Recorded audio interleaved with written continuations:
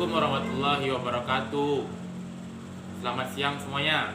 Semoga kalian semua sehat, aman, dan selalu diberkahi oleh Allah SWT. Jadi hari ini saya akan membuat sebuah video pembelajaran. Video pembelajaran saya hari ini tentang perubahan sosial budaya. Saya harap kalian semua bisa menyimak dan memahami video yang saya tampilkan kali ini. Karena materi kita kali ini sangat menarik ya, yaitu perubahan sosial dan budaya. Karena pada kenyataannya semua itu akan berubah, tidak ada yang abadi. Seperti Peter Pan, tak ada yang abadi. Oke, mari kita masuk ke materi pembelajaran. Nah, jadi begini. Setiap masyarakat pasti mengalami perubahan. Perubahan dalam masyarakat ini dapat berbentuk perubahan pada lembaga sosial, nilai sosial, pola perilaku, organisasi, kelompok sosial, dan lapisan sosial itu sendiri. Perubahan yang terjadi di masyarakat ini bisa disebut dengan perubahan sosial budaya. Nah, materi kita hari ini adalah tentang perubahan sosial budaya. Jadi, di sini ada jelaskan bahwa William Ogburn dalam L.I.M. Setiadi berpendapat bahwa batasan ruang lingkup perubahan sosial budaya mencakup perubahan pada unsur-unsur kebudayaan, baik yang bersifat material maupun non-material atau immaterial.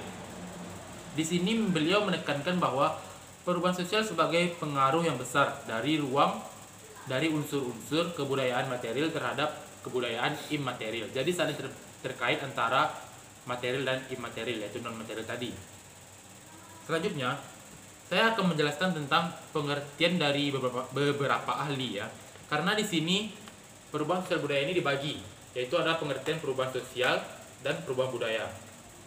Di sini ditekankan sekali lagi, masyarakat yang mengalami perubahan itu dikarenakan mereka masyarakat yang bersifat dinamis, makanya mereka mengalami perubahan.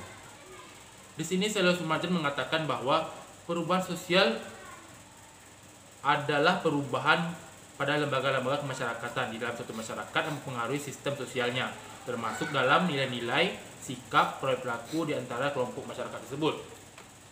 Selanjutnya ada yang kedua, ahli Paul B. Horton dan Chester L. Hunt. Dia mengatakan bahwa perubahan sosial merupakan perubahan dalam segi struktur dan hubungan sosial. Jadi dalam struktur dan hubungan sosial ini akan berubah menurut Paul B. Horton tadi. Selanjutnya yang ketiga ada Kingsley Davis yang mengartikan bahwa perubahan sosial ini sebagai perubahan yang terjadi di dalam hubungan sosial itu sendiri. Karena pada kenyataannya masyarakat itu selalu memiliki hubungan sosial, dan disitulah dia mengatakan ada perubahan itu sendiri. Nah, di sini ada juga menurut Everett M. Roger. Dia mengatakan ada 3 macam perubahan sosial. Yang pertama, perubahan sosial dalam sistem itu sendiri, sistem sosial yang ada di masyarakat itu.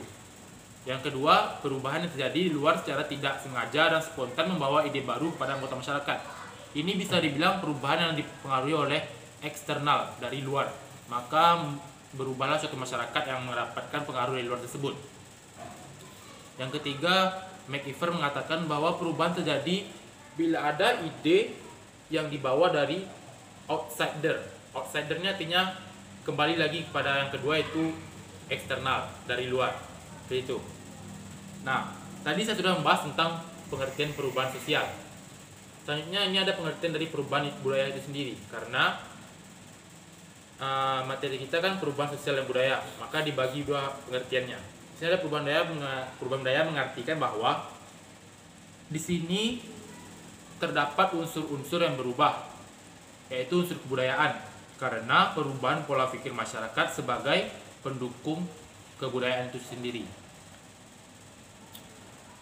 Nah, jadi bisa disimpulkan bahwa perubahan sosial budaya itu perubahan terjadi dalam masyarakat, dalam kehidupan masyarakat, mencakup perubahan budaya yang di dalamnya,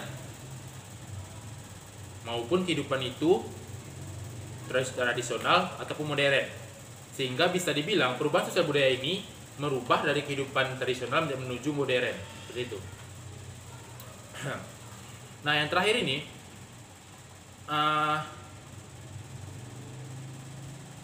saya akan sedikit menjelaskan apa itu contoh dari perubahan sosial budaya itu sendiri. Nah, saya akan tayangkan gambar. Ini ada gambarnya.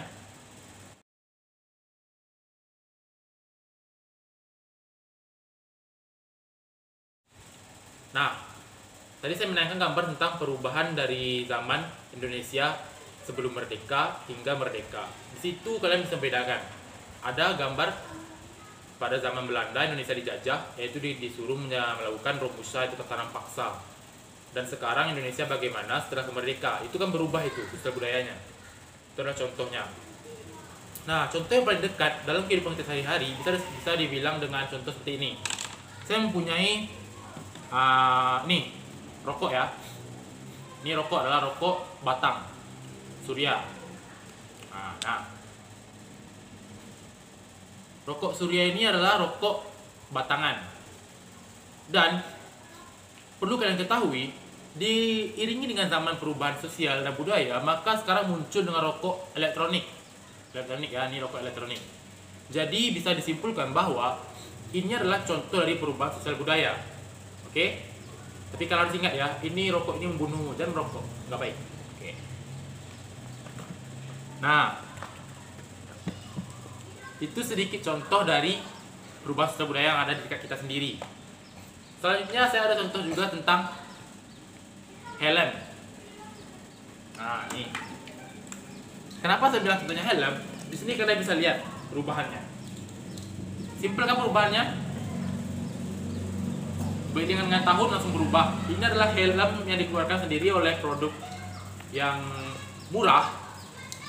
Meskipun ini original, cuman kan tampilannya masih biasa, standar. Namun dengan diiringi pengembangan zaman, berubahlah menjadi lebih canggih. Kaca yang lebih bagus, tampilan lebih modern, seperti itu. Terkait dengan materi kita, yaitu perubahan sosial dan budaya. Kita kembali lagi helmnya. Nah, jadi wajar sekali kalau kita menyimpulkan bahwa masyarakat adalah bersifat dinamis. Seperti itu maksud saya. Masyarakat itu bersifat dinamis sehingga pasti akan menunjukkan sebuah perubahan sosial budaya. Oke. Sekarang saya meminta kalian sedikit untuk membahas perbedaan antara pengertian perubahan sosial budaya dari beberapa ahli tadi. Itu kan ada tuh ahli yang mengatakan berbeda-beda antara Selo Sumarjan, Paul B. Horton, dan Kingsley Davis. Kalian bisa menganalisis perbedaan tersebut dan kalian bisa simpulkan. Dan saya harap kalian bisa melakukannya secara kolektif ya. Nanti kalian kirim ke email saya. Oke, seperti itu. Nampaknya sekian saja materi pembelajaran hari ini melalui video pembelajaran yang saya tampilkan. Saya harap kalian bisa menyimak dan memahaminya dengan sederhana. Sekian dari saya, Muhammad Irwandi. Terima kasih atas kerjasamanya. Assalamualaikum warahmatullahi wabarakatuh.